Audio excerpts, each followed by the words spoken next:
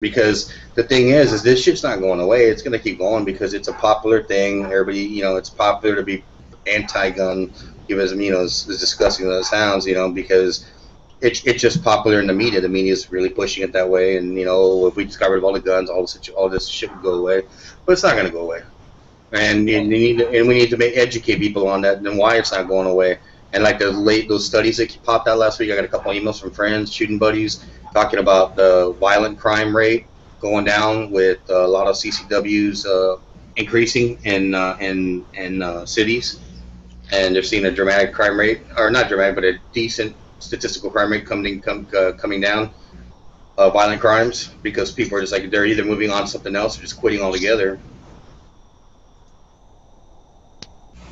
Yeah, we live? Yeah. Yes, sir.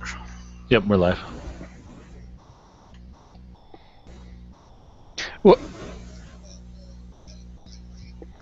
Well, the biggest thing, let's kind of go over, obviously what we're here for is the 15th of the month. This is kind of the halfway point for Every Second Matters. And gun websites brought up something to at least my attention I wasn't aware of, was Rolling Stone's articles that are basically just bombardments of anti-gun propaganda that they're putting out for the general population to read. And so there's a link to one of these in this article for you to post a message or your story. And so there's a lot of, I guess, the people that they've chosen are people that have survived gunshots, and obviously they're biased because they were shot for one reason or another. So I don't know. I think there's a way for us to get that link in there. You can scroll down and maybe post some pro-gun responses to all this. I think that's not a bad idea, but it's a lot of white noise, and because anybody who's really going there, already has that mindset for the most part, and that they already have that more liberal view, more anti-gun and stuff. That's why I just think it's really about bringing up the conversation with your folks. I feel like it's a terrible feedback there. I think it's tactical. I think. Well, if we can take a minute or two to go down to their web response, write it out, their guys read it, they put a tally mark down. If people do that and they find that of all the people responding, more than 50% are pro-gun and are like, why are you writing all these bad things about guns? Maybe they'll realize that their viewership is not anti-gun and do less anti-gun stories. Do you think so, though? Or do you think that they're owned by anti-gun money and they're going to do it the agenda of the... It's a popular media. It has to be it has to be something that clicks with people. They don't really care. Some of them are passionate about their views, anti-gun and pro-gun. But, realistically, it's a popular media. You have to produce something that's going to stir people up or get some people involved. And obviously we're talking about it, so there you go. Yeah, maybe they're just trying to create controversy.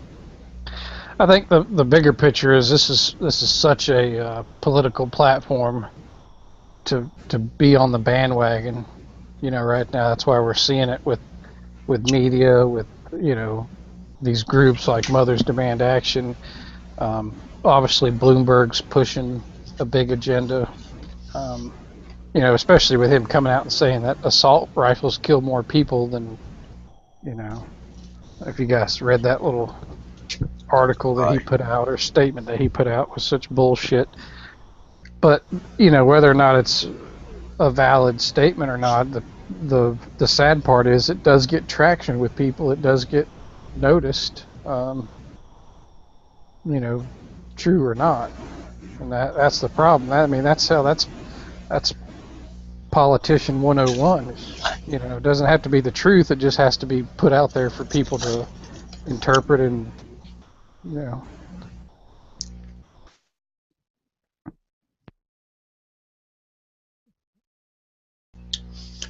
Well, I think Facebook's also a good medium because it's got a cross section. I mean, I got hundreds of friends, and they're not because of the guns at all, and they're all cross sections of life.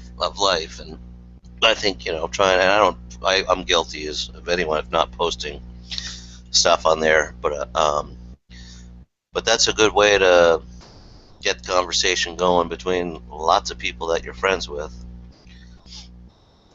Because all you know.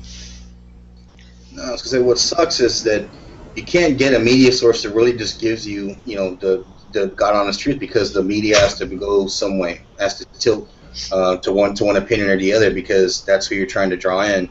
Like if you watch listen to the Blaze, it's a little conservative, a little more pro-conservative. Fox News more conservative, and then you got MSNBC, obviously liberal. CNN kind of down the middle. Some people say it's liberal. But they all have an agenda at one point or another, and to make money, and they have to draw on their crowd instead of just reporting the news like it did, 50 years ago, when the news was the news, and you amongst yourself decided what do you want to take away from that report. You weren't persuaded into a mindset or a campaign or anything, and it's a shame we don't have that today.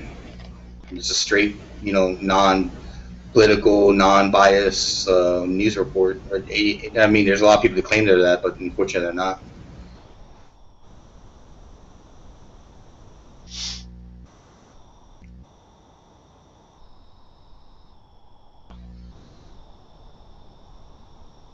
Well, I noticed too lately with this that child that father allegedly left in the hot car. The numbers, I keep hearing the numbers, and there's been 17 child deaths this year. And they're looking at putting on full-on legislation just because of the 17. Well, they're trying to. Not that is obviously it's a horrible thing, but they're trying to make it so there's zero. It's a zero thing, and that's what their same mindset is with guns. They think that it can be a zero sum at the end. Well, okay, let's analyze this. I love my child. I forgot them in a hot car, completely forgot them, and they die. If I knew there was a law against that, do you think that would change my doing it? It's ridiculous. It's ridiculous. You don't. I mean, the only thing it would stop is if you knew you were going to jail for the rest of your life.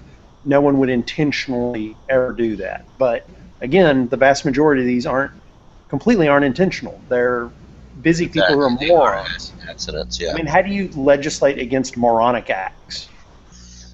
Right. Speaking of which, hey, Zombie Master Ed, how you doing? I'm doing good.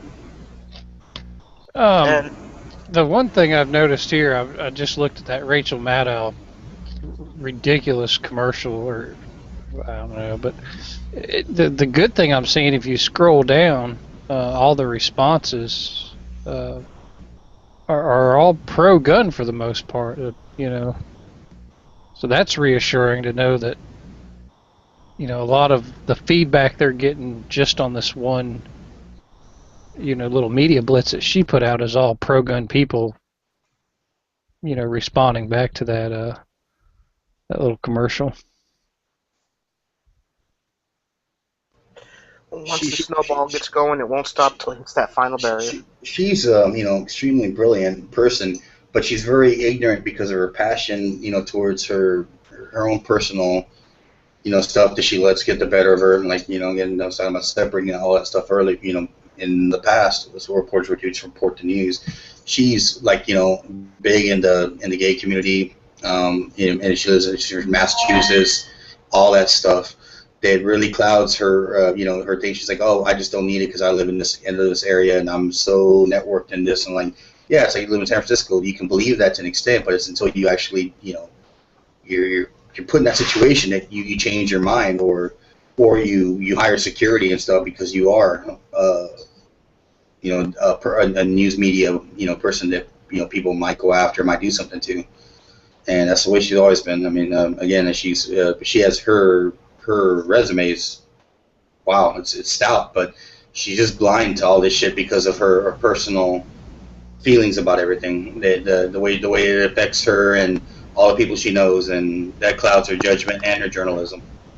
I will tell you something. I've known lots of people who are brilliant, who are like Mensa level people. They are very good at solving single problems, but they are horrible at social engineering. Yeah. They're terrible at that stuff. Either they're going out and helping to build nuclear bombs on one side of the spectrum, or they fight for world peace. There's no in the middle for those people who are that intellectual. And the nice thing, like you said, Stone Guys, there is a lot of pro-gun statements in there, and I think that's nice to, it is good to see that it doesn't have to be us to say cry out. People are coming out and voicing their opinions more, and that's good to see that, because like you said, almost all those comments are pro-gun in their own way. Yeah, I think honestly, I think in a lot of ways, the more the media and these politicians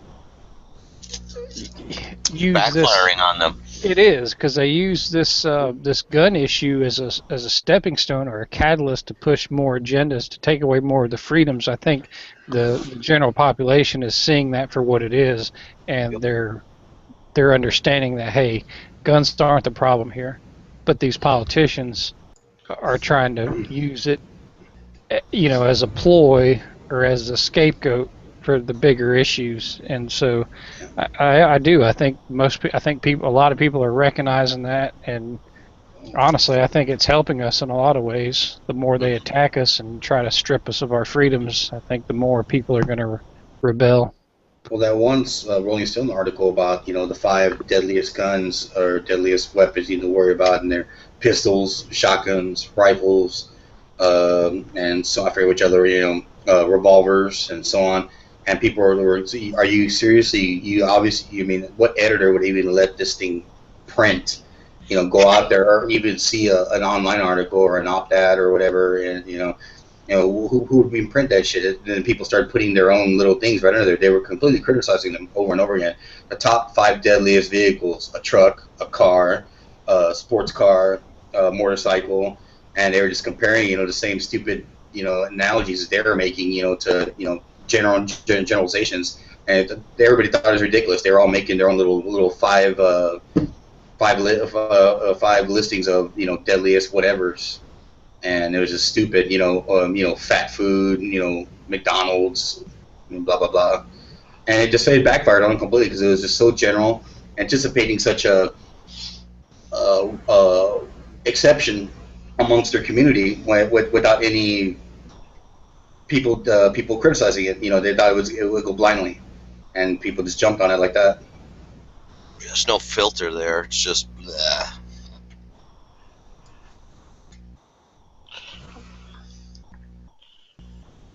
I'm sorry, fellas. I'm listening to everything you're saying. I'm just trying to figure out the toolbox, why it's not working.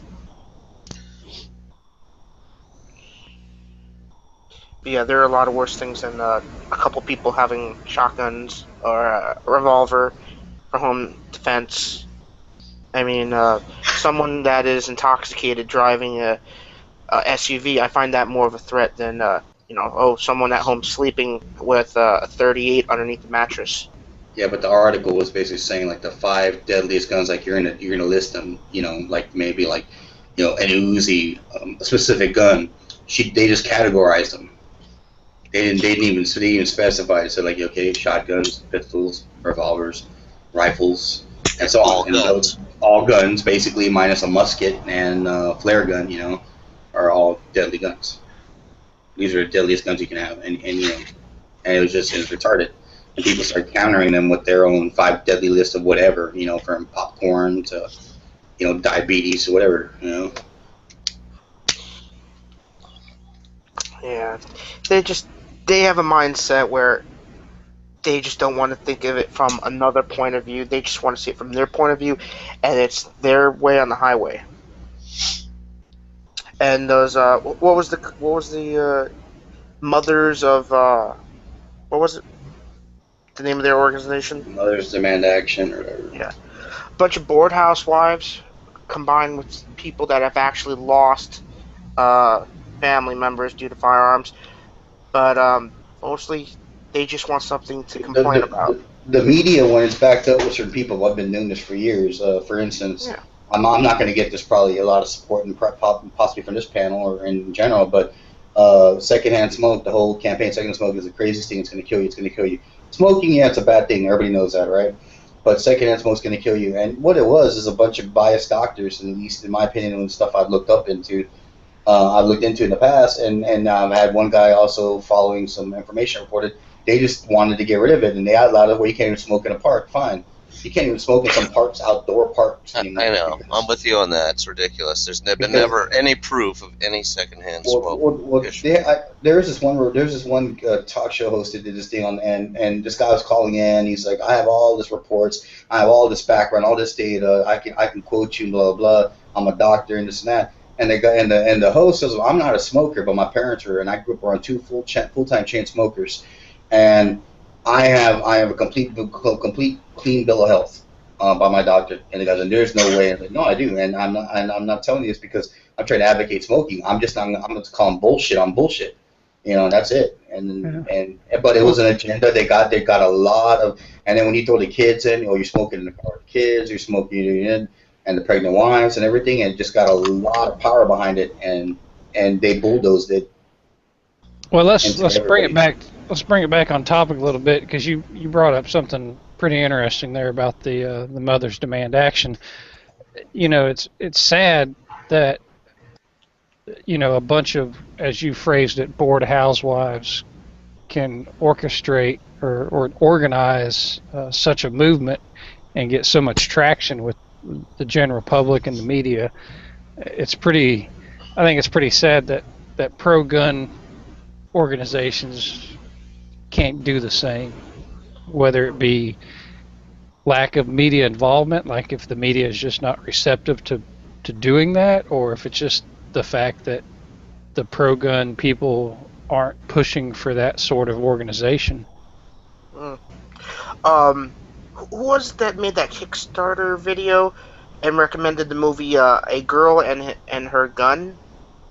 I think it was G-Webs. But anyway, I watched that video, and it basically gave me an idea of what that organization is about, because in that video that G-Webs recommended, I watched, it's on Netflix, A Girl and Her Gun, and it's both the pros and cons of firearm ownership and how women own firearms, and from their point of view on what they like, what they hate, and most of them are, oh, get it away, I hate guns are evil, and then they're the ones where I loved guns all of my life until my kid got shot. Now I can't stand to even look at them.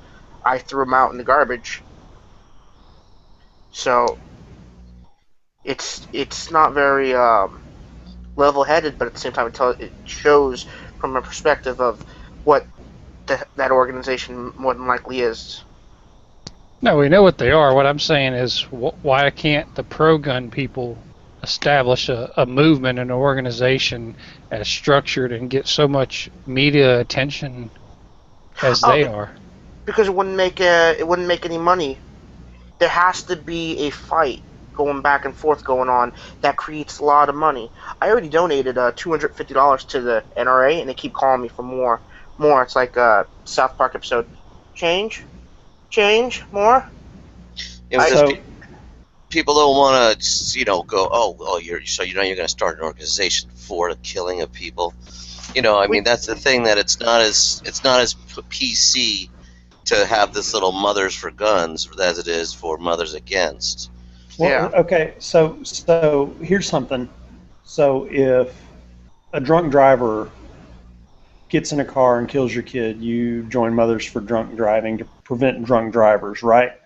And if your kid drowns in a pool, you join a group that helps promote putting fences around pools to protect you.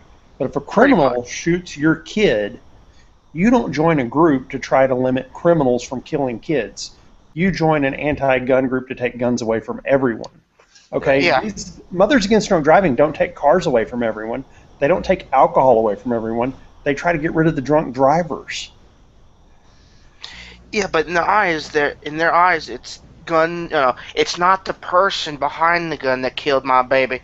It's the gun itself that killed my baby. Right. Why is there a mental disconnect between the inanimate object and the actions of a person. The gun is the only thing in the United States that I can think of off the top of my head where it's the gun's fault and not the people behind it. I'm a big backer of drunk drivers against mad mothers, and I'll tell you. But I can think of a pretty big one off the top of my head. It's I don't want to cut him off real quick, but I just want to splurt this out. If we win, nobody's going to be making any more money. If they win, nobody's going to be making any more money. I'm talking about lobbyists, agendas, sides. If we win, they don't. No more. I'm stuttering. If one side wins, neither side makes any more money, because the fighting between each other, trying to get the upper hand, trying to prove, guns are good, and the other side's trying to prove guns are bad. This is creating a lot of money in the certain people's pockets. It's a Cold War. Yes. Yeah. Yes. And if we win, or if they win, I would like if we won, but then at the same time, we wouldn't be. They wouldn't be making any more money. Sorry for the stuttering. Go ahead. Sorry I cut you off.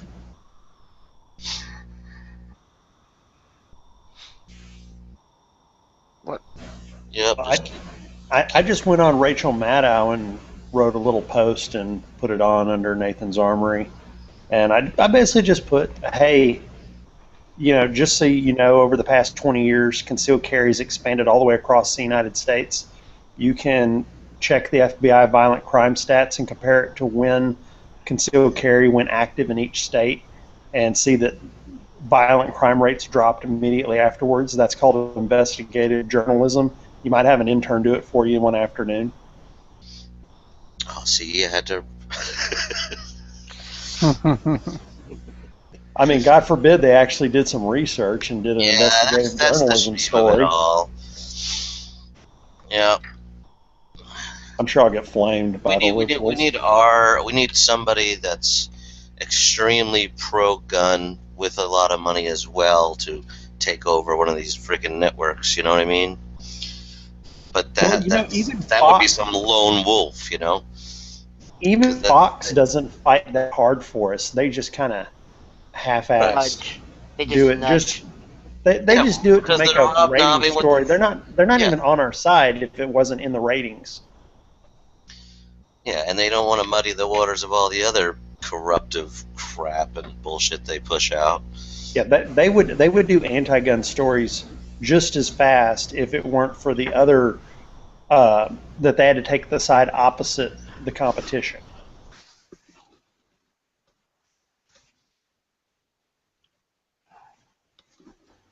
But yeah, I mean, it's just ridiculous. I mean, if there's a drug problem, people go after drug dealers and drug smugglers. They don't come and say, well, I don't think you should be able to get your prescription drugs because that's adding to the problem, because somebody could break in and steal your prescription drugs. I mean... Well, they're trying that shit down here in Florida. Sorry to cut you off. No, I'm just saying, it comes to the fact that firearms are the only kind of basically evil, inanimate object that there is. I mean, everyone else blames drug dealers for the drugs, or the people who make meth for meth, not the fact that Sudafed exists and is made into meth. That's not Sudafed's fault.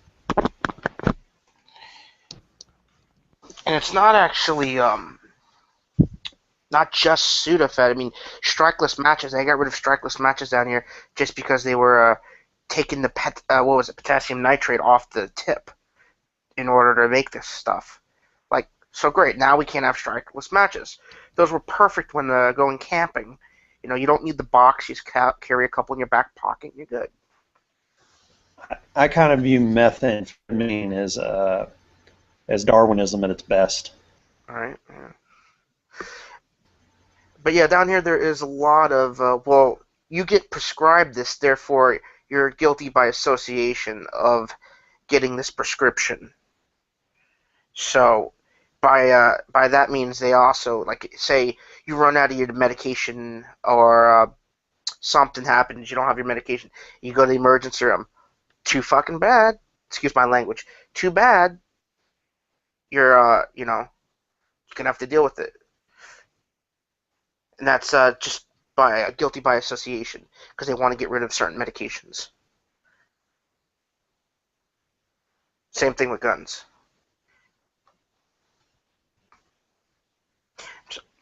I cannot seem to get this Hangout toolbar to work.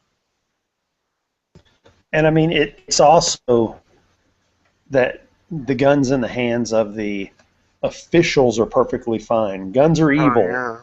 and nobody should have guns. But then when you go and say, well, should what about cops? Oh, cops have to have guns. Soldiers have to have guns. Federal agents have to have guns. So who shouldn't have guns? Well, everyone else. It's like, that's not realistic. But then there's also that, you ever wonder why unconsciously you feel nervous around cops even though you have nothing to fear? You haven't done anything wrong, but you feel nervous? Not everyone feels that way. Well, no, not I don't everybody. feel nervous around cops at all. No, me neither, but I'm just saying, like, a lot of people do and they don't know why. And that's because cops are humans. They can do just as much wrong as any other human being.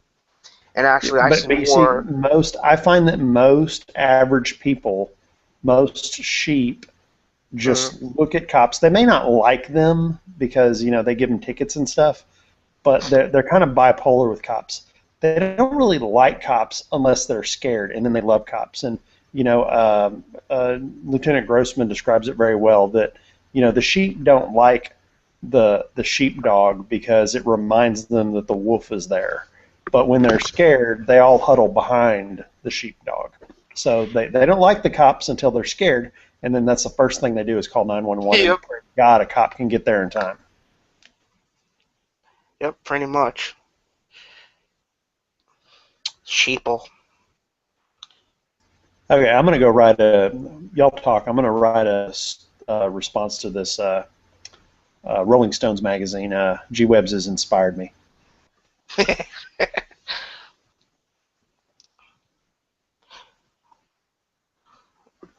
Seriously, since there's an odd moment of silence, can anybody tell me how to get this toolbox to work? It's not working like it used to. It's the lower third toolbox. Yeah, I mean, if it's not opening, I don't know what to tell you. Mine. No, it's opening. It's just not displaying. Mine doesn't. Well, actually, let's see if it works here.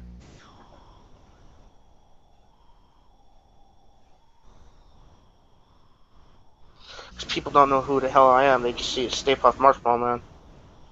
And yes, I do eat babies and skinny people.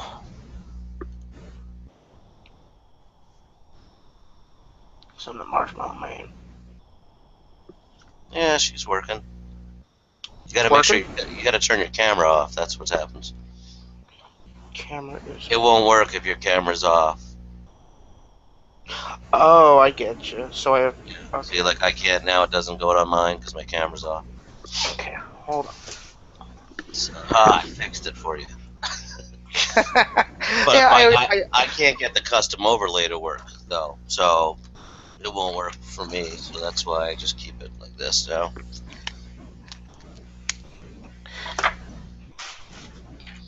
I don't want anybody to see my fatness. Me neither. That's why I'm getting a piece of tape.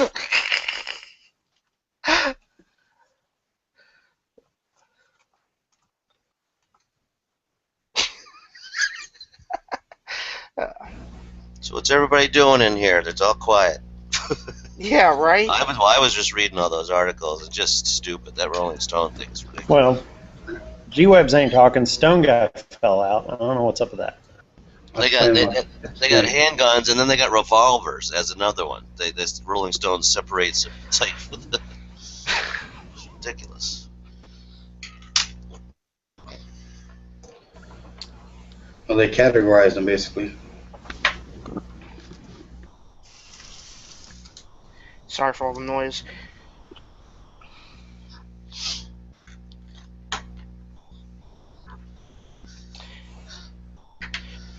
Yeah, this summer I've been getting back into the .22 caliber, buying the .22 firearms again. I bought on the 2nd I bought the Heritage Rough Rider, and then a couple days ago Saturday I bought the Phoenix 22, and today, the 15th, I bought the Ruger 1022.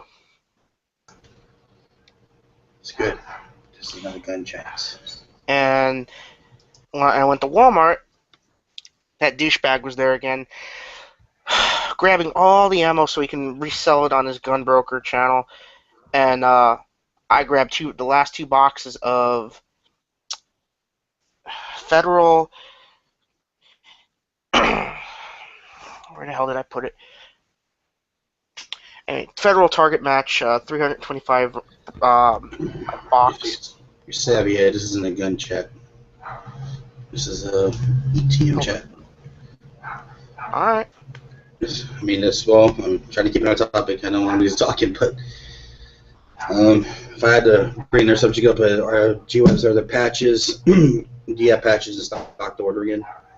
If you wanted to spread the wealth. No, I don't have any patches. Well, there's very few left. There's not that many left to sell, and then I'm not sure there's enough demand to do another run. You have to do them in a certain amount, certain quantity, like 100 or more.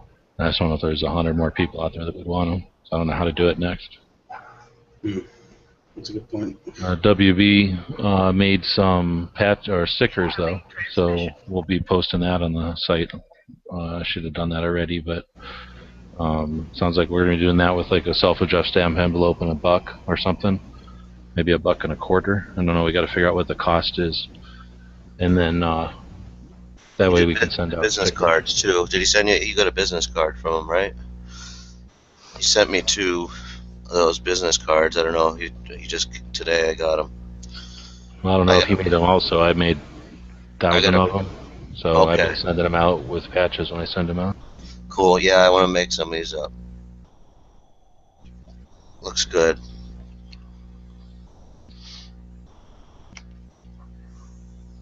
I still have a few left. I got 2 left I can give out.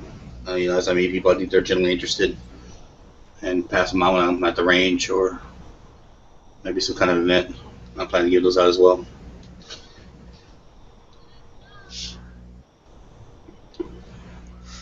But it would be something to talk about, maybe to populate some interest, see if people need are interested in getting another run doing, and how much can they support it. I suspect probably not. If we could only get 4 people to show up or 5 people to show up to chat, I mean, not like this is one of the things, but even the one in the second didn't get a full chat, right? So people have been out running around doing stuff, not paying attention to the web so much. There's nothing really, except for all this anti-gun crap right now, there's nothing really working against us except all the anti-gun shit in the media. So I guess there's no reason for people to rally. I can't speak for everybody, but I mean, there are some people doing summer things with the kids and whatnot sometimes. Yeah, of course. People are traveling and stuff and doing their stuff when it's nice out. Yeah, I mean, I hope that's what it is. I hope it isn't just bad economy and not being able to be online because they're all working 24/7. That would suck. I would hold on. I don't know, but in my area, the economy seems to be getting much better than it has been recently. Have anyone else been seeing an increase in that? I mean, houses are selling like hotcakes, from what all my customers are telling me. No one's really complaining about not being able to find a job anymore. Might just be North Texas. I'm going to say in certain aspects of the economy seem to be doing okay, but on the other side, some things are the same. So I think it's giving a little bit. Some things are starting to overshadow, like you said, like home sales they're definitely stronger in New Hampshire, but it's still way down. It's stronger compared to itself, like in the last couple of years, which was down a lot. I'm noticing that's the problem. Like I know it's like they're hiring for people, and for bus drivers, and in one part of town here, and they're paying like $12 an hour, 12 something an hour, and some people are doing it, but then moving on as they get their CDL and moving on to go working for some other private company. But in other companies, people are starting applying. They're like, I just don't want to. I'm sorry, I'd rather just don't feel like it. I'm like, really? Because when I was on the job hunt in 2003, and it was between Bill Miller's and a private computer company, I was, if the private computer company would have picked me up, I would have been working at Bill Miller's, serving barbecue to people for $9 an hour, and because I needed a gig back then, and it just seems a lot different now. People are just like, I don't know, I don't really feel like getting a job. It's inconvenient. I'm like, okay. I've had 2 contractors tell me they can't even hire a guy from Mexico for less than $12 right now. It's like, I can't find any people wanting to help me, man. They all want like $12 and crap an hour. I was like, oh, that's sad, I mean, the guys are complaining about not being able to hire illegals because they want too much money. I mean, that tells you how good the construction business is in our area right now. Same here. Yeah, people are buying houses like this one lady told me today. She put a bid on a house the first day it went up for sale, and within the end of the day, there were 6 offers on the house. Wow. And that's regular around here. Well, I think. Oh no, sorry. Go for it. Around here, there are plenty of hardcore construction jobs. Physical labor. Not that much regular jobs, but physical labor, plenty of those. And I think right now for construction, building houses and stuff, I think it's around $15 an hour. But I may be wrong. It may be less than that or more. But nobody around here wants to work, is the thing. They go, but physical? No, I ain't doing no physical labor. I'm going home and play some video games. I only know 2 people that aren't working, and one of them's on disability. He'd love to still be able to work, and the other one's a housewife. I mean, I don't know anybody that doesn't have a job. I'm on disability, but I am working part-time. He's my buddy's back so bad. What I was gonna say was I'm gonna bomb Facebook, towards the 2nd, and just start putting stuff out there for people to talk about. Because every time I've gotten in heated discussions, but it's good because it brings people into the conversation and at least I got 700 normal friends, on there, nothing too gun related. So I'm gonna start doing that because that's a way for me to influence people that I know, and I'm not gonna see them on a regular basis. Just be careful. Facebook's been on a rampage lately. Deleting people that create accounts just to publicize things. Yeah, no, I'm just gonna post stuff like everybody else does. They're all showing kittens and stuff. I'm gonna just post stuff like, "Hey guys, have you checked this survey out? Hey, when's the last time you thought about this?" Every video I end with, I always put the YouTube, every second matters patch at the very end. It's spinning into the end of the video, and I haven't had anybody ask me about it, but I assume they already know me. That's why. Yeah.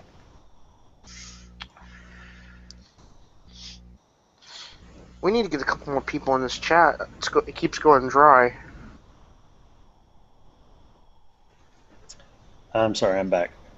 So I'll tell you one other story. Had a lady just moved down here 2 months ago from Illinois, and when I got to talking to her, she was talking about her husband got CHL and stuff like that. He got one in Illinois too. So when they travel back, Illinois. Okay, sorry. So anyway, so in Illinois, whatever, freaking stupid IL state. Anyway, so he got one here and then one there, so when he traveled back, he could carry there and stuff. But all their family wants to come back, and they're like, people are leaving that state in droves. Nobody wants to live there just because the politicians run the state so crappily, and the crime rates are high in the cities and stuff. They're just like, it's not worth living there. I know 2 people that moved to Chicago, but they went for school education, and they're both studying law, and became lawyers, and they're doing well. But I think it's the only way it really works out. It's really hard unless you've been there all your life to really kind of grow up there and stick it out for the whatever it is, economy plus all the gun bullshit too. Yeah, my brother lives there and he owns 2 restaurants, and they're struggling a little now with the 2nd restaurant, but he really likes it there. And every time I bring up I'm like, so what's What's up with the 50 murders last weekend? Oh yeah, it can be. Oh yeah, that's way down. He says. The linguine and clams didn't come out good that week. What can I tell you? You know, I don't know. I haven't really had a chance to sit down. Well, because I don't see him very often. As a restaurant owner, is he going to get a CHL? Oh, I'm not sure. He's a gay homosexual. Married. Well, I'm sorry, can gay people not shoot robbers? Married, ma'am. I don't think he's very. I don't know. I don't think he's very gun friendly or doesn't. Not a thing. Yeah. I was going to say, as a restaurant owner in general, I would think you want to with the deposits. You have to make some times, or you keep. That's what I was safe. thinking. A lot of them want it for protection because of robberies, high He chance. just does breakfast and lunch restaurant. He doesn't have open for dinner. It's kind of a. He's opened up for like the industrial park, so he just does breakfast and lunch, I believe. So it's a little different than having a night deposit. Oh, I didn't know in Chicago that the criminals were like vampires. I'm sorry. Oh my! Well, I'm sure it's much higher in the evening than it is at 5 in the afternoon. You're right. In the dark, crimes go up. But I'm just saying, he might if he ever gets robbed, he might change his tune. Who knows? Right. I don't know. I don't know that he has a tune. That's what I'm saying. But Are your folks from New Hampshire? we're from New York, man. Jersey and New York we're. I was going to say, being Italian, Thanksgiving must be interesting. I've had a couple of weird ones, but it's traditional for us. I think it's funny. Some people think a baseball bat is a real weapon if somebody breaks in your house with a gun or is on so much drugs, smacked out of their mind to get a baseball bat.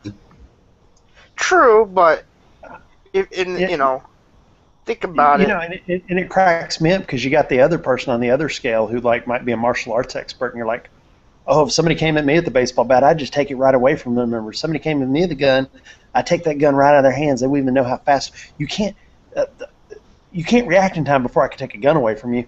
And you're just like, dude. And then like my neighbor, he came back from better than nothing. My neighbor's kid came back from Iraq. He was a saw gunner. I come over like, oh, you have any firearm? He goes, no, but I got a sword in case somebody breaks in. I just wanted to slap him. Dang. Freaking had a Conan sword under his mattress. Went from a saw to a sword. So leave him alone, right? Freaking I don't know, just ass backwards thinking. Full auto sword. My friend in California is getting kind of worried because in his area is getting kind of bad.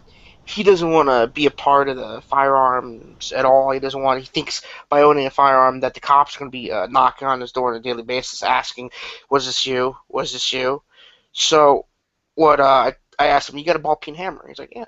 I told him to go to Walmart, get some sandpaper or whatever, Dremel on the flat end, scruff the hell out of the flat end up, and just stick a nail on that sucker and sharpen it. He's happy as can be. But that's probably more illegal than owning a firearm in California. Yeah, if he beat someone to death with a nail and a ball-peen hammer, I'm sure he would be brought up on quite a few charges in California. No, all it takes is one hit with a ball-peen hammer with a nail on it, because that's how they used to kill steer. Right. That's how they used to kill steer, or not just steer, smaller animals like lamb and sheep.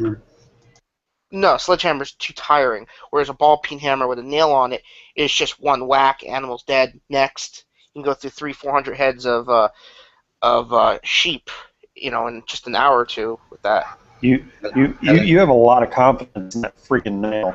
Hello, Clarice. No, I'm just saying it's proven. It's proven. I mean, if you have what it takes to hit somebody in the head with that, that's it. That nail's going to go into their brain, and it's going to be like an off switch, or they're going to be cerebral palsy, stroked out. Oh, I'm not claiming it's not a lethal instrument. I mean, you can just take a regular ball-peen hammer and hit someone to death with one or two blows. But I mean, but if you're only it's up not to the most one effective blow, of devices.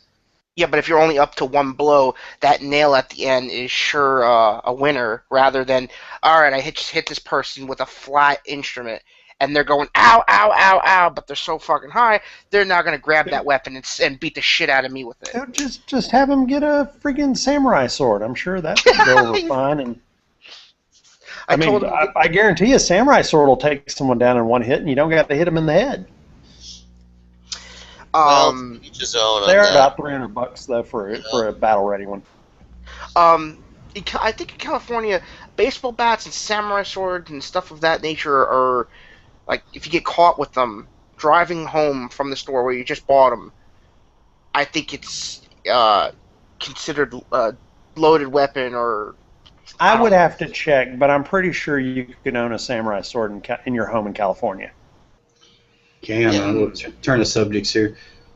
People have been talking about, in particular in Texas, that we're probably going to see open carry in the near future.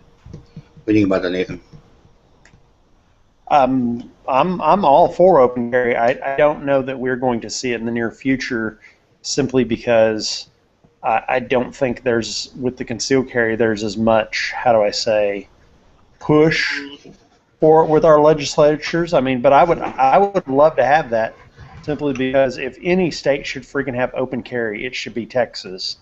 You know, Oklahoma has it before us. It's like, think about the image of Texas and Texans and Cowboys. That's the thing, you know.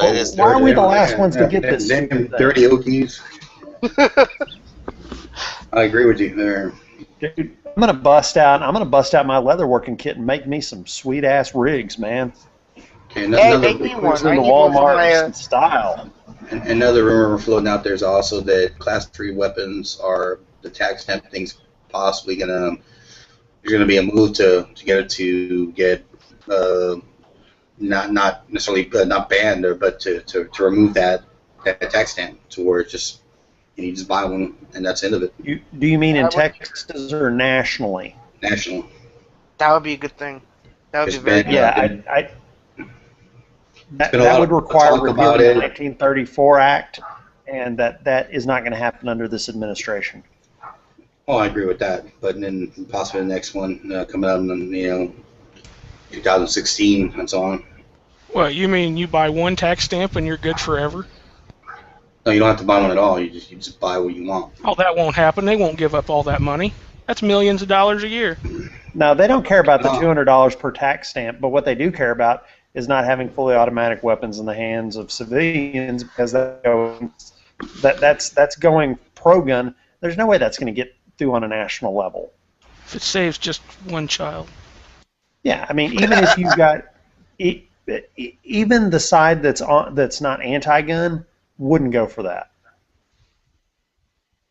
I mean, if you went and talked to all the legislatures in Congress, all 535, you might find 7 or 8 people that would go for something like that. You might find 7 or 8 that even know what a tax stamp is. I mean, that realistically, a lot of people I never even knew. I just remember before I got into guns, I always thought autos were banned altogether. I didn't even know they were privileged. Taxes in? Say again? The hell is that noise? So here's one I would like to see. I would like to see a state, I think, is it Wyoming or some state or Montana, that says basically if a fully automatic weapon is completely built inside their state. It's Michigan. It's I think it's Wyoming. I thought it was anyway, Michigan. some state has that. I would like to see that come to court and have the Supreme Court rule on that, because if they made it to where if it's completely built in your state and it's fully automatic and can't leave your state, it's not part of the Interstate Commerce Act. Interstate Commerce Act, and therefore not subject to the 1934 rules, then I would love that, because that, like in a state like Texas, man, we'd have multiple companies like LaRue and other ones just start building machine guns for us. Well, I think I think the gist behind the statement I was making was I think the focus on articles they weren't talking about machine guns in general, but like the suppressors, the SBRs, all that kind of stuff. That was going to go away. I didn't hear anything in particular about full auto weapons. But even if you look at a full auto weapon, I mean they're still going to stay expensive.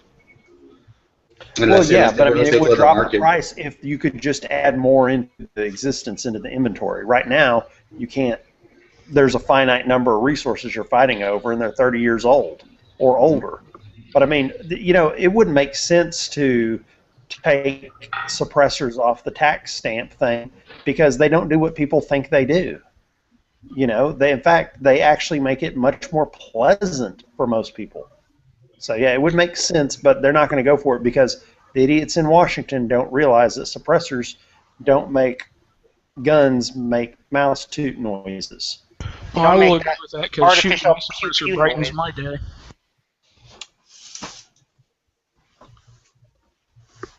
Go out there and shoot my 300 Win Mag, and it sounds like a 22 Magnum, and I'm just so happy. And I'm here jealous. I'm jealous. I'm jelly. Gelling like a felon. Yep. Yeah, it's gonna take 9 months to get the 22 suppressor acknowledged and get the tax stamp back. But look at the amount of manpower that they're having to, use right now to administrate these or distribute these tax stamps, and even then, how long it's taking. Maybe they're not really putting in much into it, but the amount that they have to put into it for these suppressors and SBRs and so on.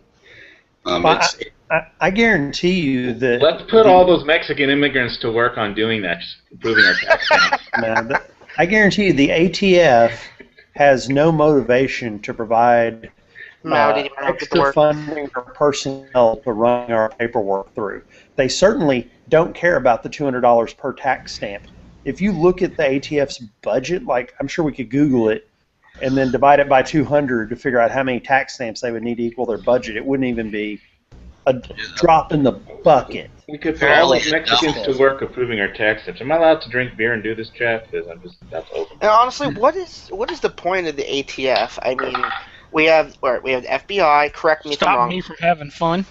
Yeah, basically, there's the FBI, there's the CIA, there's ATF, there's state troopers, there's local down here. There's sheriffs. Tobacco firearm. Against true fun. That's 8. Yeah. And then there's also what the other one they have. What was it? The freaking.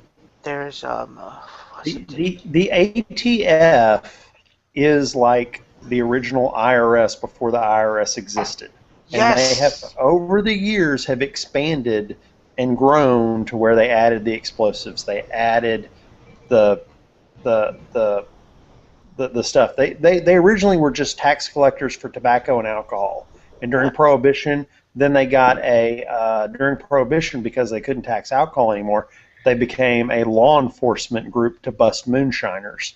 So the ATF really never was intended to grow into the beast that has become,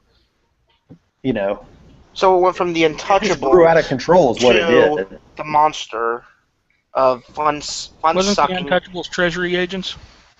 Yeah, they were Treasury agents. Yeah. Yeah, but No, that was the Untouchables in Chicago, yes.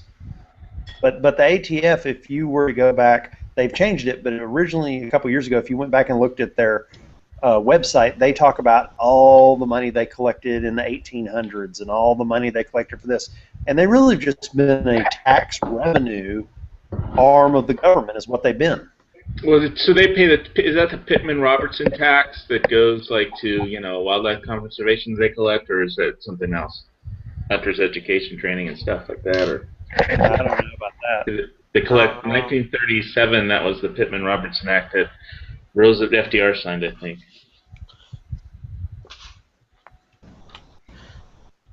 But Okay, the ATF's budget for 2012 was $1.15 billion.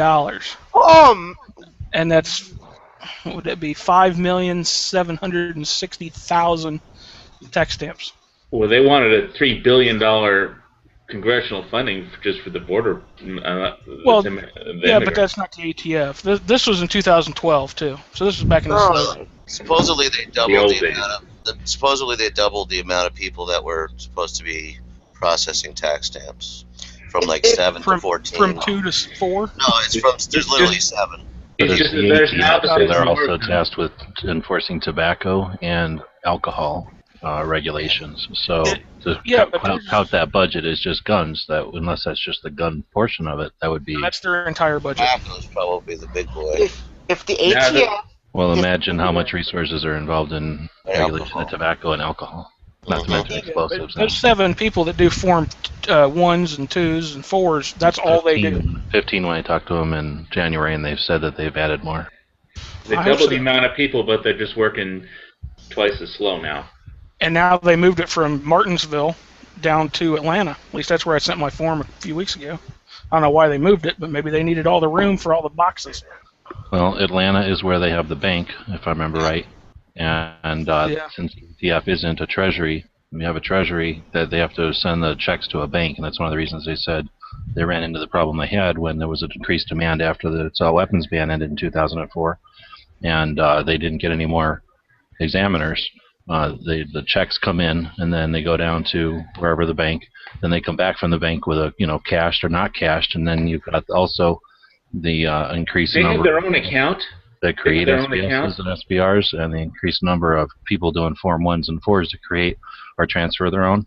And when you have more people involved in this fairly complicated system with paperwork that needs to be accurate for legal reasons, when there's problems, that requires an entire infrastructure of sending those incorrect forms, unsigned checks. That's a whole new infrastructure when that gets overwhelmed. So we're tasking with a pretty daunting task, and we're tying their hands behind their back, and then we're complaining when they don't succeed.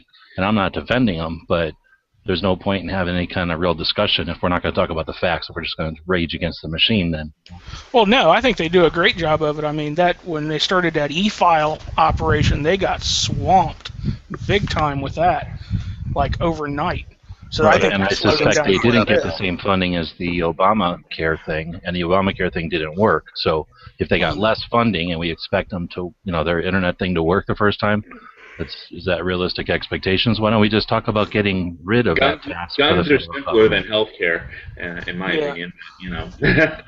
Yeah, the way I think they ought to do Form 4s is when you go to your gun dealer, just pay him the extra $200, and then like at the beginning of every month, the suppressor dealer that you bought it from wire transfers or mails a check to the ATF for every suppressor that he transferred in that given month. Well, I find it hard to believe the ATF actually has their own account, because almost like the Social Security, everything goes into the general treasury fund. There's no I don't think there's no separate account. Yes, all the tax stamp money goes into the general treasury. I don't know why, but I'm thinking about FEMA right now. ATF wasn't rolled into the Homeland Security thing, or is it still separate, or is it somehow rolled into all that? Well, you asked earlier what the ATF is. It's a regulatory agency. The Homeland Security is some Nazi name for all the law enforcement organizations we have. Well, they've rolled in the Coast Guard and God knows what else into that. I mean, Coast Guard's law enforcement for the most part. Pseudo-military, and then everything else is, agents, federal agents that are tasked with law enforcement. So it's not in Homeland Security, is what you're saying? It's not in that. Correct. Part. Okay. At least not as far as I remember, as far as I know. I wasn't sure, that's why I asked.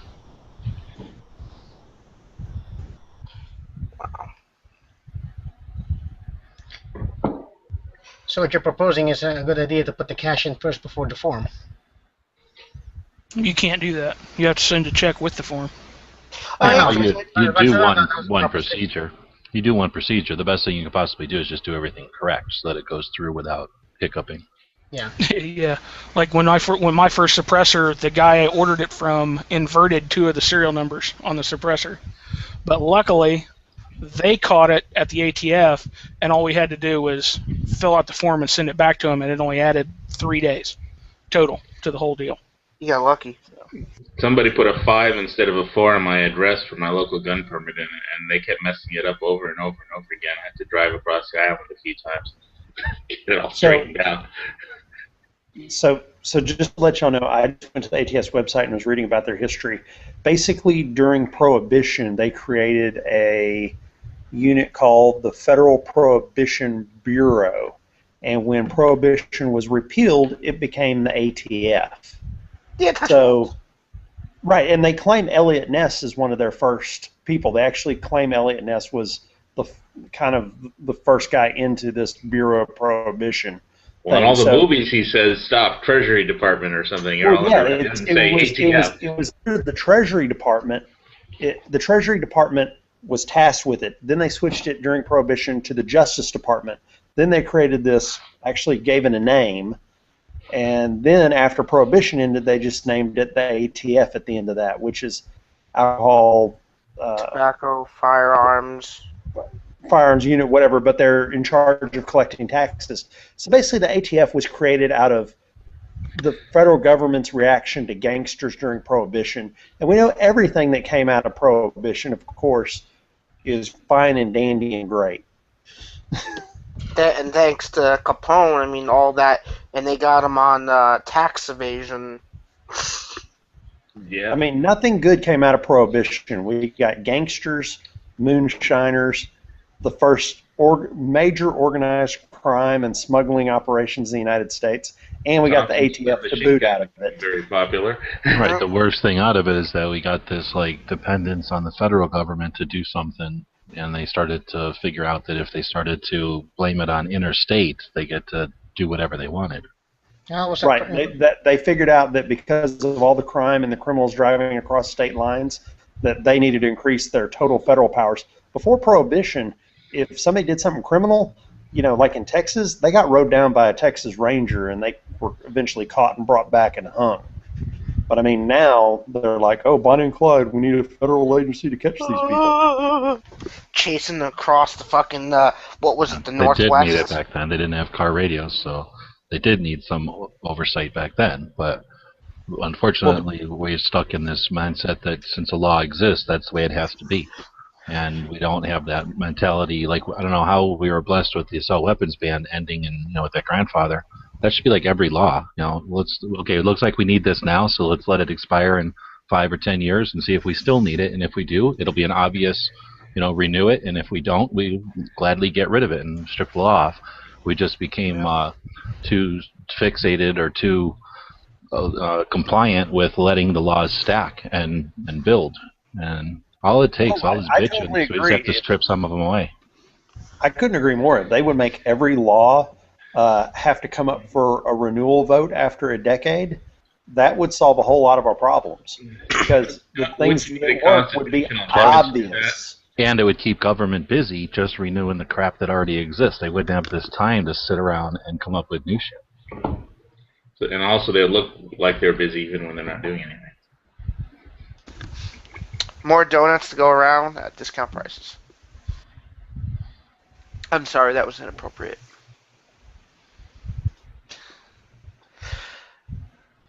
Yeah, and if you think about it, the ATF is the only federal law enforcement organization that doesn't actually go after real criminals. I mean, if you think about it,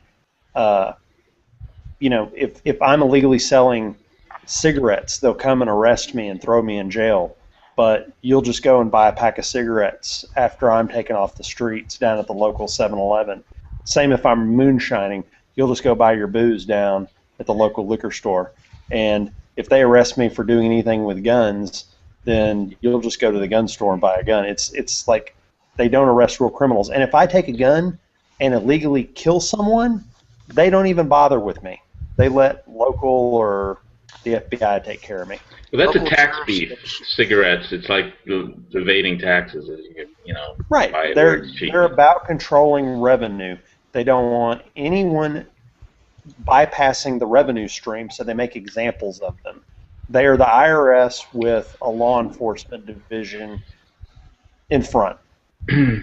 Well, I mean, the IRS has a law enforcement division. I mean, they go after organized crime. I mean, but they don't have national organized crime. I don't think the IRS. They do. I've never seen the IRS. My uncle was in the IRS, and that's what he did. So. Oh yeah, they have them. Doesn't the IRS use the FBI? I thought they sub that stuff out to other federal agencies. Yeah, like the FBI. No, IRS, they can can have guns too, and they kick in doors and they go after organized crime. You don't want to have a gun and go after, and you want to not have a gun and go after organized crime. They went after a lot of businesses. I'll throw this pillow at you. They banged down a lot of doors in the last couple of years of people that weren't even notified that there was even any issues, and they went in there and detained people for 12 hours. People that they could have just asked for their records, like Gibson Guitar and all these places. There's all kinds of videos of it. Yeah, they do a lot of stupid things because it's a government agency, but I mean, they also go after, real organized crime, international organized crime. I mean, because my uncle worked for him after, he spoke like 20 languages back in the day, and after he was in intelligence in Vietnam, then he was in the intelligence in Germany for a while, and then he got his accounting certificate so he could get a job doing that for the IRS instead. So they go after real crime too. It's just not it's all we ever hear about is they must go after normal whatever people. they do. They must be small and do it well, because I never hear them in the news. You hear the FBI, you hear the ATF in the news, but you don't hear about the IRS in the news. That reflects on our news more Because than nobody wants to say anything about them. They're afraid I to get hear about them in the news. They're having the hearings right now about the overreach and all the emails that girl said crashed on her hard drive. I meant the law enforcement aspect. The law enforcement. Sorry, but I feel it's in the news. It's well, they cover what people want to hear. Law enforcement people. And whatever. I'm just saying. That would require reporting, and we don't have any news channels left. So I'm not saying there isn't things that are good. It's kind of like you don't ever hear about postal inspectors either, but I know they have a whole division of postal inspectors that enforce the mail and bust in doors. So I don't know. Yeah, I think the post office has been opening my mail because ever since I started my YouTube gun channel, it seems like all my orders. I'm looking for that big YouTube money that's flowing in like a waterfall. Oh my goodness, a quarter! I'm gonna go to this. This guy's getting a YouTube payout every 3 months of 50 cents. Get the kids. We're going to Sizzler. That's all you can eat taco nights. Oh, you can eat taco night. We need a Sizzler here, man. I swear. According to this, ATF's Comprehensive Crime Gun Tracing Initiative, largest operation of its kind in the world for tracing firearms. Is that where they follow up the wooden butts and stick in into AKs and stick in trackers that only have a 1-day battery life? Send them to Mexico. Dumbasses. You Alright, know now you're that, gonna right? feel You know in something Fast and cold. Furious they put trackers that only had like 2 to 3 day battery lives. They never used trackers in any of them. That was just a rumor. Or was it a rumor? Yeah. I saw that in a news article once, and that It's one of the sounded things like that got kind of out of hand. Like they're really gonna put a tracking device in the buttstock of an AR. This doesn't look right. What is this? Oh, it's They blinking. did try to an take AK. apart they did try to What they take apart an AR buttstock and put a tracking thing in it, but their tech is too big and it wouldn't fit in there, so they never went further with it than that. But that spurned the conjecture and articles and stuff. Yeah. It did work with the AK, but I mean, it's really easy to see that. No, what the hell is this thing? It's like a C battery in the stock. It's the worst thing you can have ever seen. It's like out you go. It looks like it's not a Clean the registration. barrel with this battery. It's not a tracker. It's like they just know the serial number. They just know where where they would land in terms of who's authorized to have, not like individuals and stuff like that, but like manufacturer, from manufacturer to dealer kind of thing. And then of course if it's on the pack of cigarettes or like something you buy in a store with looks like a little patch with a computer chip on it. Oh, you mean like that little tiny sliver that comes out of a $20 bill? The tracking tag? They're kind of small. They look like a piece of tape. Yeah. So that's how they track people who try to commit murder using cigarettes. Okay. Exactly. Smoke this! Smoke all of it and die of nicotine poisoning. What would work better is if they use that radioactive isotope, which is like a zinc. You just put a little bit on the inside of the mag well, no matter what gun it is. Only problem is you're gonna have to handle that with guns, with gloves on. Otherwise, I'm sorry you got cancer, but at least we found the gun. Well, I mean, is it that much worse than tritium sites? Oh, What's wrong with tritium sites? Radioactive, right? They are? Yeah, they are. That's how they glow. I'm done having kids. I don't have any tritium sites. I did not know that they're radioactive. Yeah, that's how they glow. Yeah, they have a half-life too. Yeah, if You know, never if you want to have a appendix kid, carry just long watch enough, the your period. balls will glow. Wait, what was that? What'd you say about my balls? If you appendix carry tritium sites enough, your balls glow in the dark. It's fun. All right, and on that note, Chris put in something interesting here about the ATF doing gun tracking. I don't know where you got this link from. You just typed a bunch of stuff in here. Wiki. Wikipedia, when you searched for ATF. Yep. But I think it's interesting. It's basically just I copied it into the gun channels. I can't copy it into YouTube because they have a limit on how big your text can be in the chat. But it basically says that in fiscal year 07, how many traces the ATF's NICS basically traced, and for all these different things. So the part that gets me is it says closer to the end, over 2,000 agencies and more than 17,000 individuals, what's up with that, currently use E-Trace, including over 33 foreign law enforcement agencies. So if you're not familiar with this, this is people that are using this E-Trace thing, which is basically NICS, which is all from the Brady Bill. So we have let me stop for a second and describe the federal level firearms laws. We have the Second Amendment from the 1776, right? Or 77 or whatever.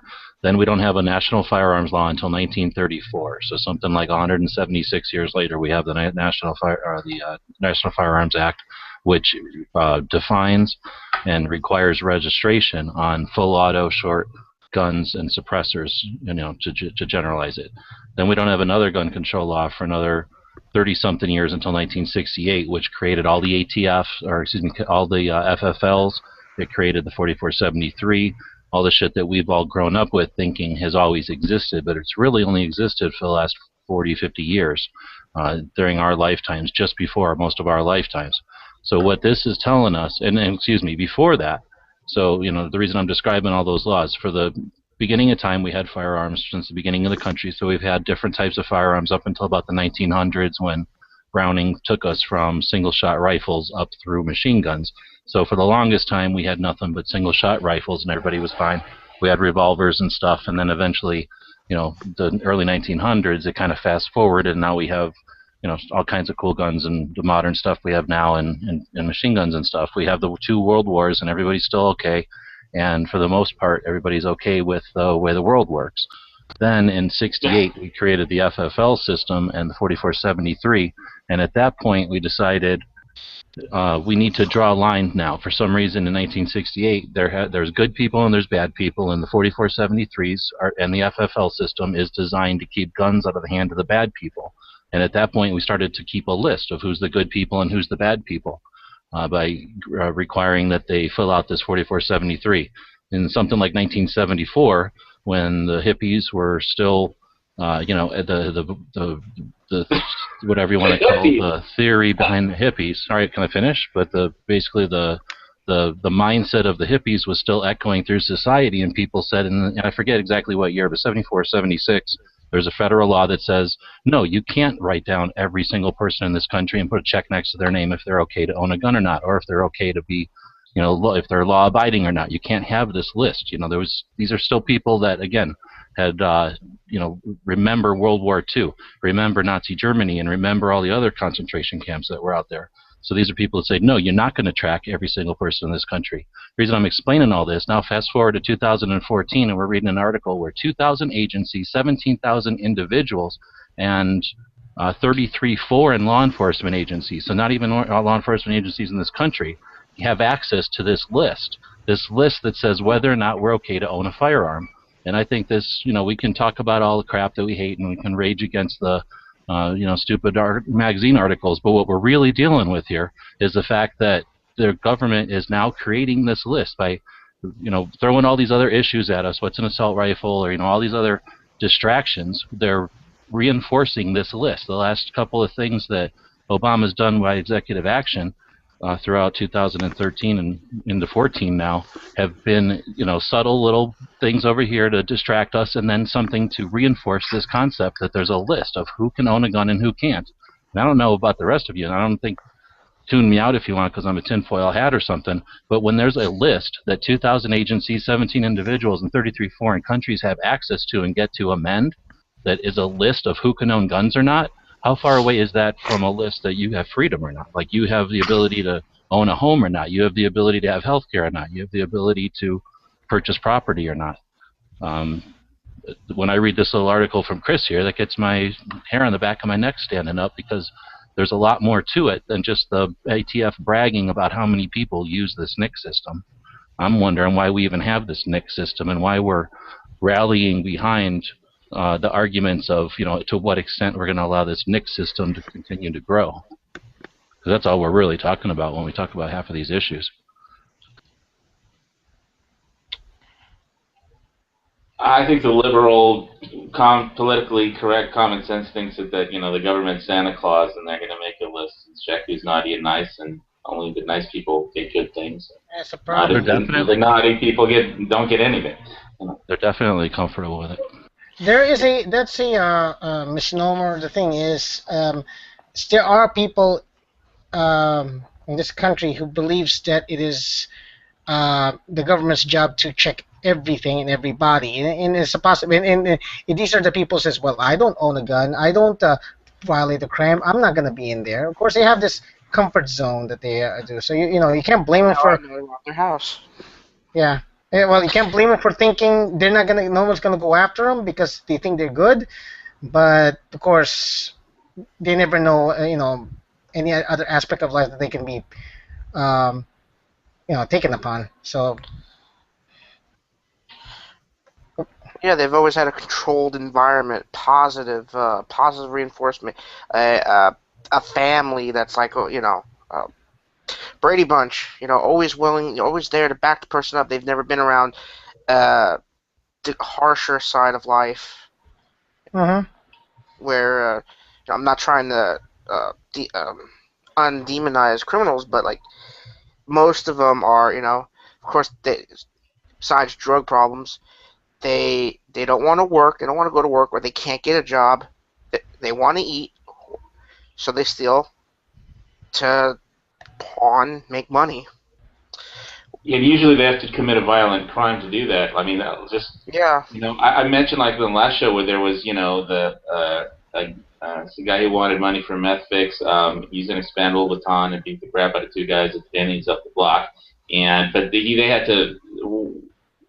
they had to medevac one of the guys out to Oahu, and he lived. But just last week, and that was a month ago, last week, some guy wasn't so lucky in another block, the other direction, right under the pier, they found a guy who was barely alive, and nobody knows what happened. He got slammed over the head with something, just a blunt instrument, and they medevaced him too, but he didn't make it. He died in Oahu, and that's just a block away from my house, and it's all a block away from my house, people that need, drugs, and I go walking at night, around here, and believe me, they don't allow, there's no carry at all ever allowed in Hawaii, and so, I just have two karambits, and I got my hands on the karambits the whole time.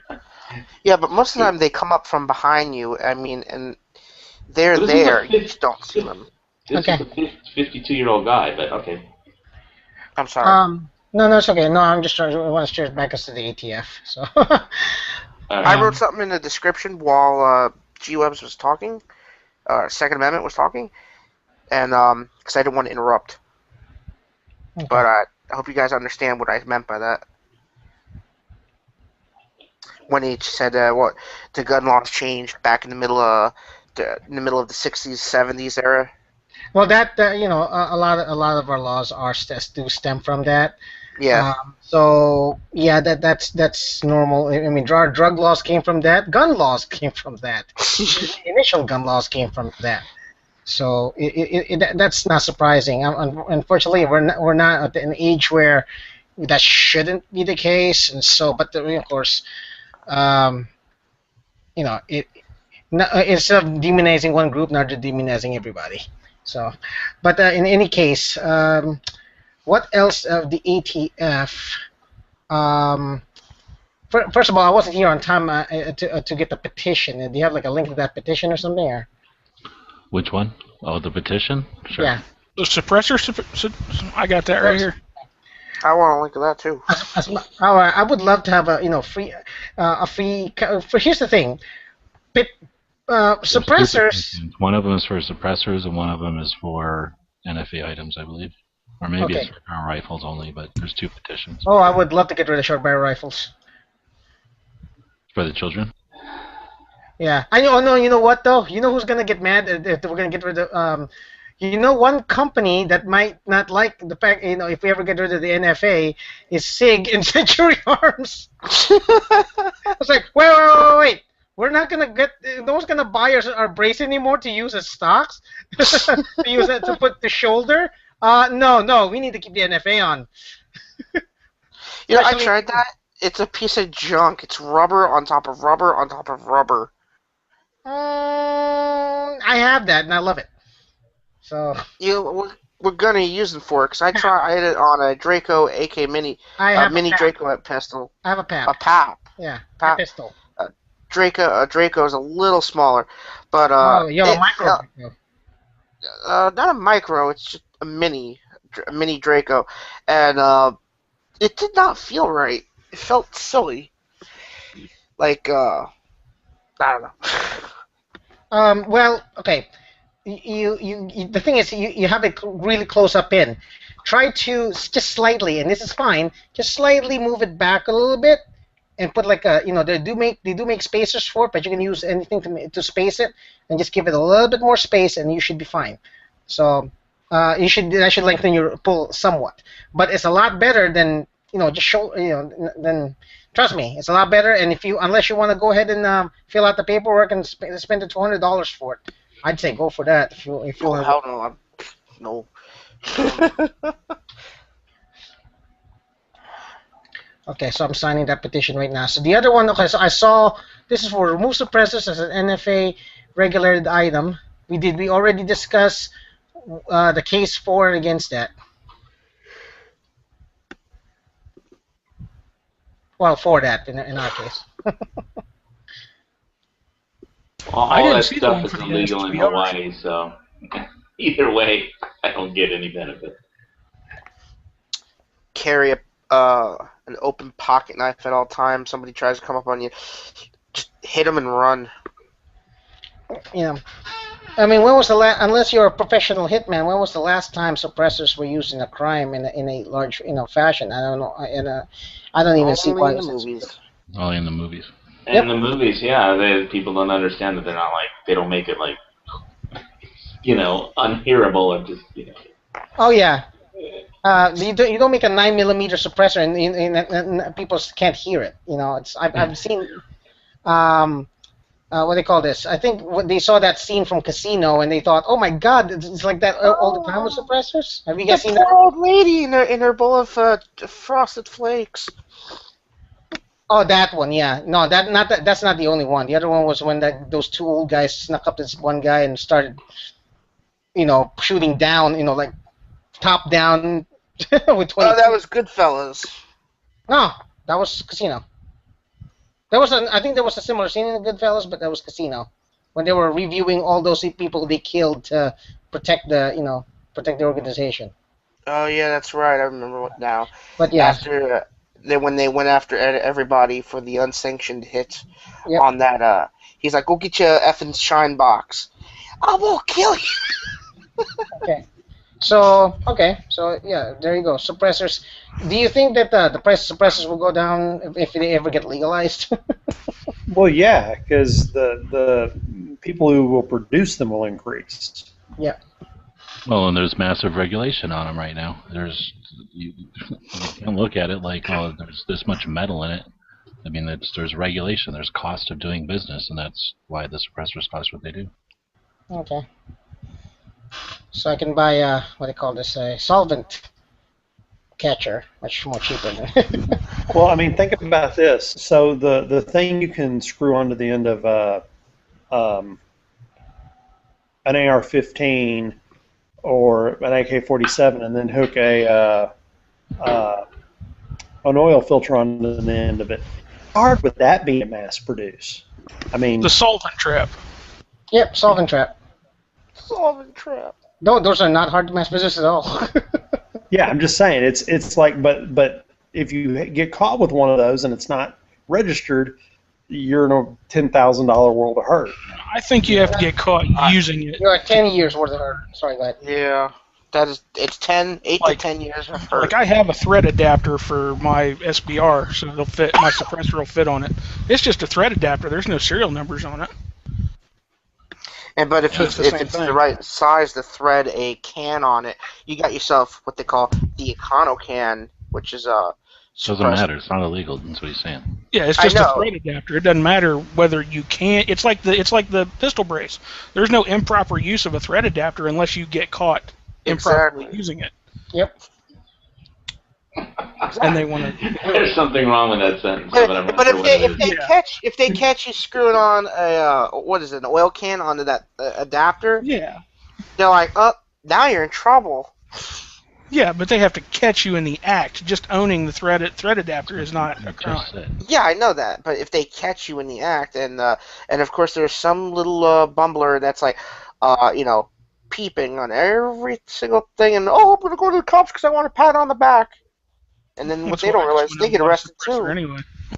So Zombie Master Ed, it's just like the fact that there's nothing wrong with you owning sheep, but if you get caught in the act of doing anything with them, it's very bad. Hey, why would you even say that to me? That's nasty. Now that's nasty. Daddy. So this might be off topic, but I didn't hear you guys talking about it. What did anybody open carry today? I know it's not the second of the month, but No. I did. no, I did. Just I never did cared up about until I got to chassis. Walmart, and then I left it in the car. No, I did. I did acquire this guy today. Ooh, baby. I ordered a holster today. What model is it?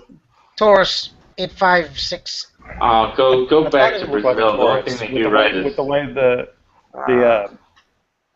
the front of it is kind of like it looks like one solid piece. There's no kind of curves in it. That's because I had a Taurus tracker, and the front of it looked a lot like that. to buy a Ruger, man, American made. I didn't buy this. Dad gave it to me. Oh wow. Way to go, Dad! No, I'm trading him. I'm giving him my 22 pistol because my mom needs to train. Because the safest place for a bad guy to be is right in front of her right now. We were at the gun range today, and it was like 10 feet, 10 feet, okay, and it was like sailing this way. that sounds like a friend of mine's mom. She was 67, and she wanted to buy a snub-nosed 38, and he brought her out to my house to shoot. And I swear the safest place would have been about 5 feet right dead in front of her, because you'd have never got hit the first time she shot that gun. Well, you bought her the wrong gun. That thing doesn't have a pink handle on it or nothing. I mean, I expect a lady to shoot if she doesn't have a lavender lady or a pink handle. Yeah. A pink handled nickel with jewels on it, 1911. There you go. That'll make her happy. Oh, here's a good question on gun chat. I'm sorry. Oh, go ahead. How could owning the thread adapter not be considered constructive intent? It's the same way. It's the same reason as this. As me having this guy and having the ATI stock set for my Wasser being in the same room together. That's not constructive intent. I mean, it can be constructive intent, but it's too what do they call this? I've been looking at this a lot. So it's too slippery for the law to try to say constructive intent because they really can't prove that. Not in Hawaii. I mean, the laws are so vague over here. It's like they'll charge you with general firearm laws violations and sort it out later, like place to keep. or unsafe storage. It's so vague, the firearm laws here. They could just say, oh, we took all your guns for firearm violations and worry about it later. Are they afraid that Go ahead, sorry. Go ahead. No. Are they afraid that the Hawaiians are going to revolt and try to take their country back, or what? No, the poor Hawaiians can't. There aren't any left, first of all, that are actually Hawaiian. And the problem is in Hawaii we have a one-party state. We fought against communists for one-party state. They just had PBS Insights Hawaii on a couple days ago with all the candidates, and they were all Democrats. There wasn't one Republican. There wasn't one independent. There was 10 people in the room that they had, answering questions. There wasn't one Republican or independent. They were all Democrats. Do conservatives have this fear of flying to the islands or something, or what? No, they don't get any money. I mean, It's like California. It's worse. It's worse. I mean, there are Republicans in California. Well, yeah, because it's a rich man's state, right? I mean, wouldn't it be fair to say it's kind of like California? So people of privilege tend to get a little bit more democratic. It's way worse than California because the population density and landmass is so low. I mean, there's places in California where you get, poor people that aren't just subservient native workers. But I mean, the speaking about constructive intent, I actually sent a letter to the ATF asking them questions about my building a pistol AR, and I have a pistol AR, right? Fully configured pistol AR. I have a normal AR sitting beside it in the gun safe. Just because I could pop 2 pins and switch the uppers on them in 30 seconds doesn't mean I have an SBR. Just because I could do that, they have to catch you doing that. Oh yeah, technically that's what's supposed to be. So that's not going to hold up in law. But apparently in Hawaii they can just put the 2 and 2 together and then do a hunch and screw the Fourth Amendment. Yeah, it just makes that's why it's one of the worst states, and that it's just bad legislation, and that needs to get addressed. It's not as bad as California in a lot of ways. I mean, you could buy guns. It's just that if they want to take your guns, they can. Pretty much, for any reason, make up a reason. Not really that bad, but if they want them, they let you buy the guns. They just can take them away for no reason at all. Okay. Yeah, that's not quite as bad. Well, at least you can get them. Hawaii is a May issue, right? Yeah, but they never have. They never have issued. They've never issued. It's a May issue. I mean, it was really funny if you ever saw one of the opening scenes from Hawaii Five-0, the new one, and McGarrett is supposed to have shot the governor, so he goes to his the guy with a fish truck or whatever, the shrimp truck, and he says, "Oh, I need a gun," and he goes back, but wait a minute, I'm a felon, and you're 5-0. It's like, no, I'm not 5-0 anymore. I can't show you my guns. It's like, man, don't worry about it. I need a gun. So he takes him out back in the jungle and opens the shipping container, and there's wall to wall, every kind of legal gun. Like that in every freaking island.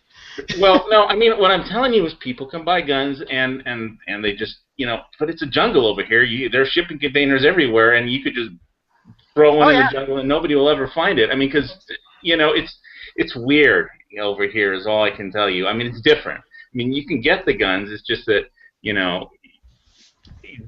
just you have to be careful with them very much. I know. It's just I'm one of those types of hey, look, I'm a safe guy, and this is pretty much what we're also. I'm not a criminal. I'm a nice guy. Let me try to protect myself.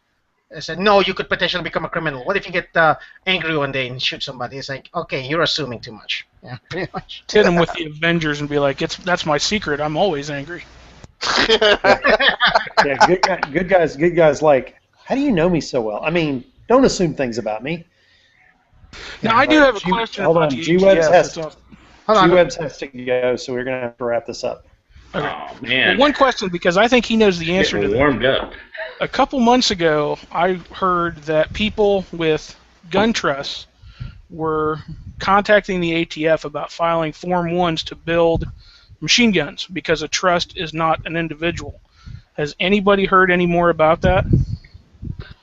I haven't, but I'm going to guess without that being a dick, ATF that's said sort of what no. this chat's supposed to be about, so that we can now talk about that on the second. So thanks Well, for I bringing just it thought up, of that and hopefully right now. somebody. No, I agree, and that's No, what we the should whole look chat's into it. about. So that's something that we should try to, Yeah, I've tried looking it up and Address on the haven't second. seen anything about it.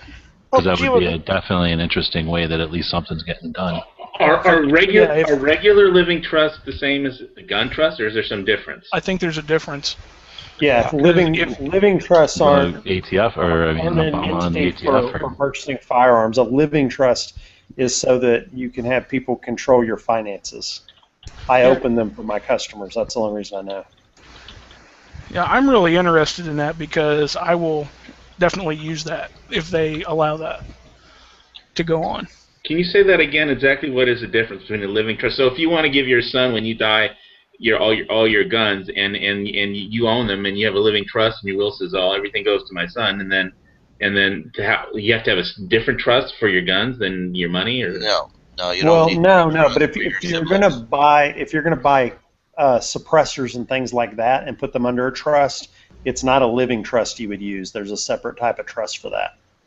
what's it called? I would have to Google it. Irrevocable trust. It's just a trust. It's just trusts are it's just standard trust. But fairly it's not a vague living things. trust. They're just lawyer things. You don't Right, need it's to give only your for the siblings your purpose gun of or your that. suppressors. Yeah, you don't need it if you Where- want to give your son something. Whereas when I do a living trust, it has all these different financial things that it covers and all that. It has nothing to do with so much with property as much as all the financial information. and all Well, that. how can you So, say that? Because It's I very mean, broad. if you A don't living have trust is like a durable power of attorney. It has huge coverage of it. And when you're going to do So, if I go into a coma and I can't do something, my kids have access to my money so that they can continue to pay the rent. We don't lose the house. Am I correct? It's that kind of thing. As Wasn't that opposed just a power of to this attorney? is some property. Well, We're not power of lawyers. attorneys We're don't just work trying to on say that a power. living trust has nothing to do with anything. It's a separate thing. What you use for an NFA trust is an irrevocable trust, just a regular old trust, a legal thing that the two people share property with, or run a business with, or leave money to kids with, or leave money to somebody they don't know. Trusts are a very general thing, and a living trust is a specific thing, and Nate's trying to tell you that it's not what you use for an NFA trust. An NFA trust is a regular irrevocable trust that you just happen to have NFA items in it. I know people that have it in there with the house and a bunch of other stuff, and I know people that have separate ones for their NFA items. It's not a rule. You can do whatever you want. Yeah. Some people have them for cars. Me and my brother want to own a car together. We're going to open up a trust, or me and my brother-in-law. Some of you might not trust because you didn't grow up with them, so you're going to have a trust so that you can have a established set of legal rules about who owns this thing and what the division of ownership is. But we're not going to talk about this 2 hours into something, so it's a great topic. We should talk about it in the future, chat. Yeah, it's a good way to end it. But you don't, just so you know, I mean, my father has a suppressor, and he doesn't have a trust. I get it when he dies, and then the ATF just gives me a free transfer for it. Right. That's it. The only difference is that a trust, it's in the possession of the trust during the, what is it called when you die? That goes into that limbo. Probate. Yeah, probate. So it's just, You bypass having to go to the court in for probate, probate. and it's in physically somewhere else while they're dealing with it, and it has to be in a gun shop that's a class 3 because of what it is. When it's in a trust, then as long as you're legal to own the gun, you can just take it from your dad's safe and put it in your safe, and it's not an issue like the rest of your property. Okay, then I got a question then. All right, your question can wait till the next chat, but thanks for everybody for showing up. Wow.